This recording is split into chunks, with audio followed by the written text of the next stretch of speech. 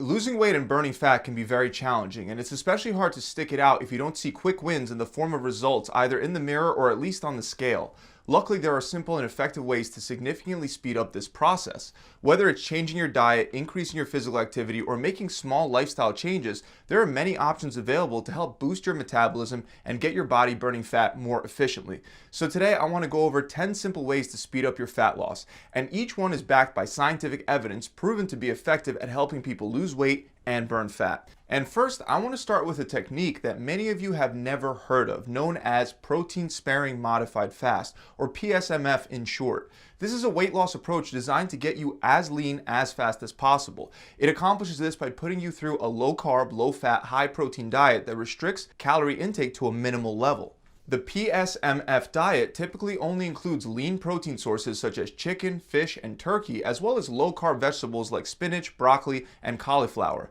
Other foods are avoided. Now, before you go ahead and implement this strategy, I would only do this if you have a body fat percentage over 26% as a man and over 39% as a woman. In those scenarios, you can implement a PSMF for 2 weeks on and then take 2 weeks off, where you bring your calories back up to maintenance levels with a more even distribution of protein, carbs, and fats. Just make sure you're not exceeding your maintenance calorie numbers. You can do this for 4 to 12 weeks without risking muscle loss, as long as you get enough protein and you're also lifting weights. Also, if you're leaner than 26% body fat as a man and 39% body fat as a woman, I wouldn't implement it on a consistent schedule. Instead, just follow a protein-sparing modified fast diet 1 or 2 non-consecutive days per week, where you eat according to the PSMF guidelines.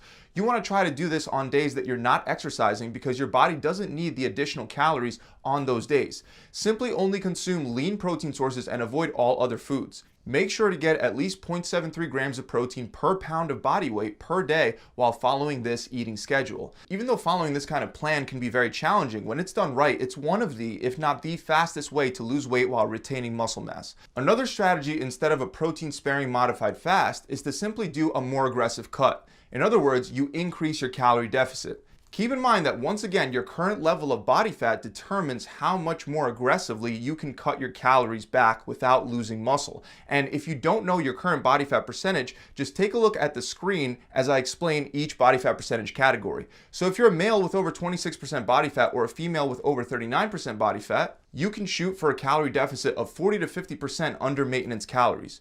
If you're a man with between 21 and 26% body fat, or a female with between 33 to 39% body fat, you shouldn't create more of a calorie deficit than 30 to 40% below maintenance. If you are 14 to 21% body fat as a man, or 24 to 33% body fat as a woman, go for a calorie deficit of 20 to 30% under maintenance. And finally, if you're 10 to 14% body fat as a man, or 14 to 24% as a woman, you can go for a calorie deficit between 5 to 20%. Even with these more aggressive deficit numbers, you shouldn't worry about losing muscle. As long as you're getting enough protein, lifting weights, and getting enough sleep, the amount of muscle you'll lose should be minimal. For example, in a study where men and women were placed on an 800 calorie per day diet for 12 weeks, they still managed to maintain their muscle mass as long as they were weight training 3 times a week. Also, in another study, obese men were instructed to eat 1,000 fewer calories per day while lifting weights 3 days a week, and they were able to maintain their muscle mass while dropping over 20 pounds of fat. This actually brings us to my next point. You should primarily focus your workouts on strength training and muscle growth, because that'll help you maintain muscle mass as you drop body fat. Maintaining muscle mass is not only beneficial from an aesthetic perspective, but also from a long-term weight loss perspective, because carrying more muscle will improve your metabolism and your insulin sensitivity. Now, aside from eating enough protein, the best way to prevent muscle loss while dieting is to make sure that you maintain your strength levels. When you lose weight, it's natural to get weaker, but your goal should be to try your absolute best to prevent that from happening. You do this by trying to stick to the same weight load you were normally using, unless you absolutely have to drop that weight lower. And the only reason you should drop the weight lower is if you drop below your lower rep range limit. So let's say your rep range is 6 to 10 reps and you were bench pressing 135 pounds for 10 reps before you started cutting. Do your best to maintain that same weight load throughout the entire cut, unless you hit a point where you can no longer perform 6 reps.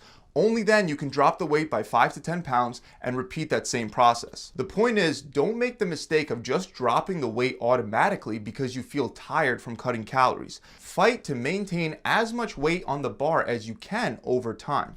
Another simple thing you can do is start each of your meals with either salad, veggies, or a low-calorie soup. I've mentioned in other videos that drinking a glass of water before a meal can cause a stretch reflex in the stomach that is proven to assist with weight loss. Well, salads, veggies, and soups can have a similar and even greater effect at filling you up before you eat the more calorie-dense and more palatable parts of your meal consisting of the protein, carbs, and fats. Keep in mind your salad should not be loaded with a high-calorie dressing or a ton of oil, as this defeats the whole purpose. Some great low-calorie soup options that you can eat include tomato soup, miso soup, vegetable soup, and mushroom soup. To make veggies, you can quickly take some frozen mixed vegetables and throw them on a frying pan with a little bit of oil and some seasoning. That's all you got to do. This saves you the time that you'd spend cutting the vegetables on your own, and frozen vegetables are just as nutritious as fresh vegetables. If you're too busy or for whatever reason you can't prepare soup, salads, or veggies, then simply at least have a glass or two of water before your meal, because it can help make fat loss easier and faster.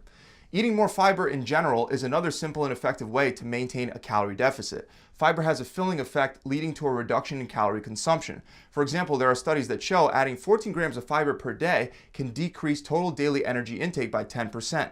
Fiber makes food more filling due to its ability to prolong the time that food stays in your stomach while having a low energy density, providing only 2 calories per gram of fiber. Fiber's tough and crunchy texture also contributes to satiety by requiring more chewing. This is why if you want to speed up fat burning while regulating your hunger, it's a good target for men to try to get at least 38 grams of fiber per day, and for women to aim for at least 25 grams. Obviously, vegetables are very high in fiber, but there are also high fiber snacks that you wouldn't think are high in fiber, like butter-free popcorn, which, just like veggies, can help fill you up for a relatively small amount of calories as well. Next, if you crave sugar, you can easily replace simple sugar with artificial sweeteners. The average American consumes 270 calories per day in the form of added sugar. For most Americans, the majority of the sugars come from soda. This adds up to 1,890 calories per week. Cutting these calories out can help you lose about half a pound of extra fat per week on its own. The issue with consuming sugary calories is that they do not effectively curb hunger, and they tend to cause an increase in total caloric intake. This is why people that consume more added sugars tend to be heavier than people that don't. The good news is that the opposite is also true. Removing sugary sodas from your diet can reduce calorie intake and lead to fat loss. To achieve this, it's advisable to replace soda with healthier options like water, tea, coffee, or diet soda. Most human studies actually indicate that artificial sweeteners, including aspartame and sucralose, are safe when consumed in the recommended amounts. However, saccharin may have an exception because one study found it impaired gut health and glucose tolerance in some of the subjects, so it may be best to avoid drinks containing saccharin. Now, another thing you can do is walk more throughout the week. I've mentioned before that to lose weight, you must be in a calorie deficit. So you'll either have to reduce the number of calories you eat, or you'll have to burn more calories throughout the entire day. One easy yet very effective way to do this is by simply walking more. For example, take your dog for a walk more often. Go out into nature or park your car a bit further away at work. It might not sound like a big deal, but these small changes can make a big difference in terms of the amount of calories you burn when you look at it over the course of a week, a month, or a year. For example, a 155-pound person burns about 270 calories while walking at a moderate pace on a flat surface for 1 hour. That equals almost 1,900 calories per week. One of the nice things about a low-intensity form of cardio like walking is that you're able to burn more calories without creating constrained energy expenditure. Constrained energy expenditure makes you reduce your activity levels later on in the day. So for example, after going for a run, people usually either consciously or unconsciously move less afterwards, causing them to undo some of the extra calories they burned. They may also slouch more in their chair and fidget less throughout the day, but you won't have this negative effect from low intensity cardio. So go ahead and try to be active throughout the day, whether in the form of walking or another activity like cycling, hiking, gardening, or whatever you're into.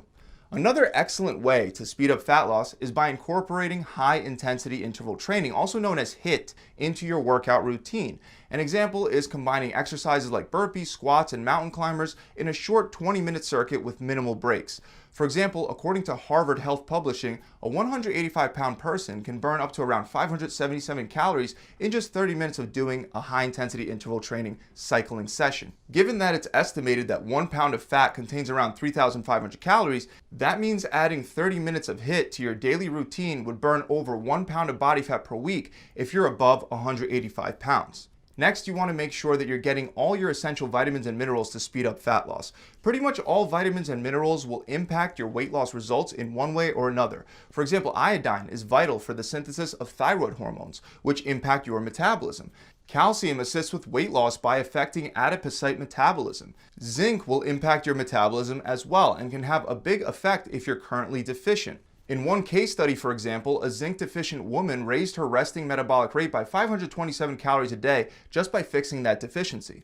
Iron is another one that's crucial for energy production, so getting enough of this mineral benefits workout performance, while being deficient reduces endurance capacity, resistance to fatigue, and strength levels. Then you have vitamin D, which can impact appetite. Some researchers believe that not having enough vitamin D contributes to obesity by stimulating appetite. The problem is that most people suffer from one or more micronutrient deficiencies, which even tends to happen when you eat a relatively balanced and healthy diet. This is because our current agricultural practices have made food less nutrient dense, as well as due to reasons like increased stress levels and the heavy filtration of water. So ideally, you would want to meet your micronutrient needs through your diet, and for vitamin D, it would be through sunlight exposure. However, if that's not possible, then supplementing with specific micronutrients that you're deficient in can definitely be an excellent idea. Finally, last but not least, you should be consistent rather than yo-yo back and forth with your diet. It's always easier and faster when you have momentum on your side. You could implement all the tips that I just went over, but if you're not being consistent, you'll never receive the results that you're after. So make sure you're consistent. Even if you've completed a PSMF diet, you should still be eating clean afterwards when you return your calories back up to maintenance. That about wraps it up. I really hope you've enjoyed this video. If you have, make sure you subscribe to the channel. Also, if you'd like a done-for-you plan to skip all the trial and error with burning off that excess body fat, you can head on over to my website and try my free 6-week shred. You'll get a 42-day workout plan, a recipe book, a 6-week meal plan based on your preferences, and an accountability coach to guide you through the whole process.